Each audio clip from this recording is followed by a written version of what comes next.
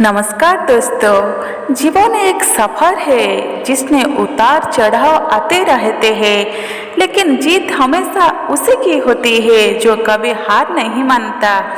आज का वीडियो आपको प्रेरित करेगा, आपको दिल को छुएगा और आपकी आत्मा में एक नई उम्मीद का दिया जलेगा। तो आइए इस अनमोल जीवन की कहानी को नई नजरिए से देखें और अपने सपनों को पूरा करने की दिशा में एक और कदम बढ़ाए। इस वीडियो के हर शब्द में छिपा है जीवन का गहरा संदेश जो आपकी जिंदगी की बदल सकता है। चलिए शुरू करते हैं। बहुत समय पहले की बात है। एक गांव में एक संत महात्मा रहते थे जिनकी प्रसिद्ध दूर दूर तक फैली हुई थी। लोग उनकी उपदेश सुनने और उनसे आशीर्वाद लेने के लिए आते थे। संत बहुत ही ज्ञानी और शांत स्वभाव के थे। वो हमेशा कहते थे, ये संसार कर्म का खेल है, जो जैसा करता है उसे वैसा ही फल मिलता है। गांव के पास ही एक किसान रहता था जिसका नाम रामू था।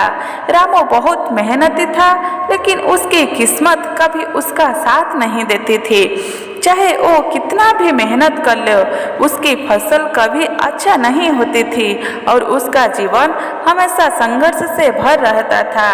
एक दिन वो परेशान होकर संत के पास गया और अपनी सारी समस्या उनके सामने रख दी। रामू ने कहा, महात्मा जी, मैं समझे नहीं पा रही हूँ कि ऐसा क्यों हो रहा है। मैं दिन रात मेहनत करता हूँ, लेकिन फिर भी मुझे सफलता नहीं मिलती। क्या मेरी किस्मत ही खराब है?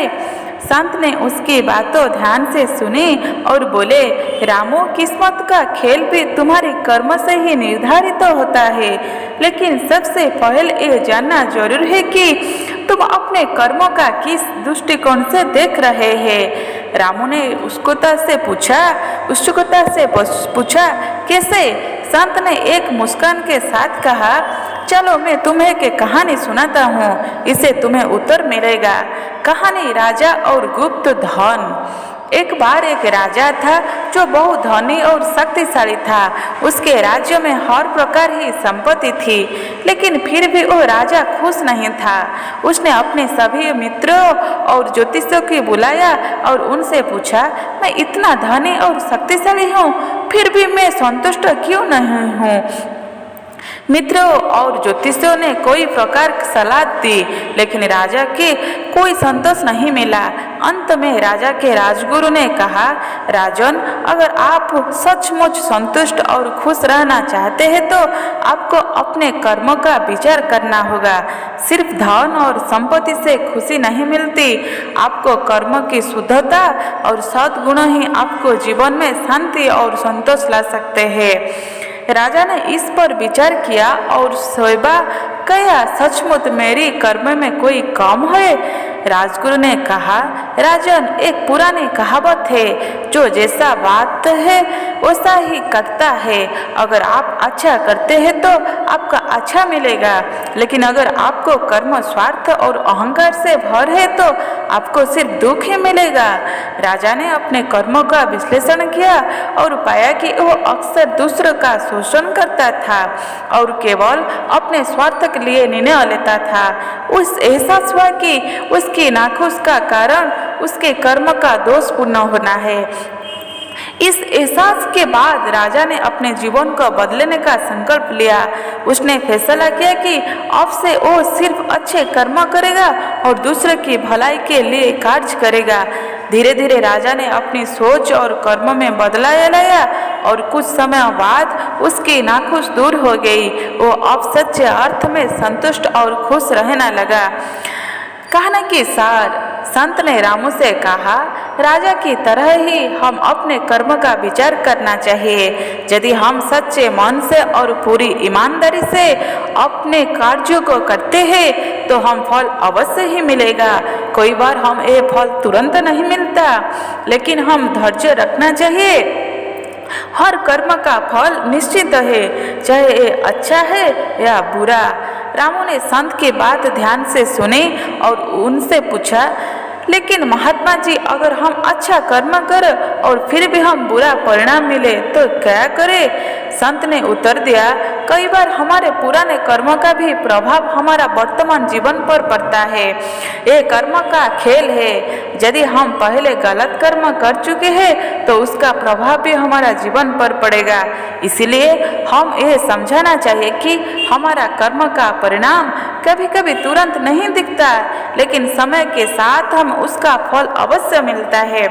सबसे महत्वपूर्ण बात यह है कि हम अपने वर्तमान में अच्छे कर्म करते हैं। रामू का जीवन बदलाता है। रामू को अब यह बात समझ में आ चुकी थी कि उस अपने कर्म पर ध्यान देना होगा और धैर्य रखना होगा। उसने अपने जीवन में बदलाना शुरू किया। अब वह सिर्फ मेहनत नहीं करता था बल्कि अपने कार्यों में ईमानदारी और धैर्य भी रखता था।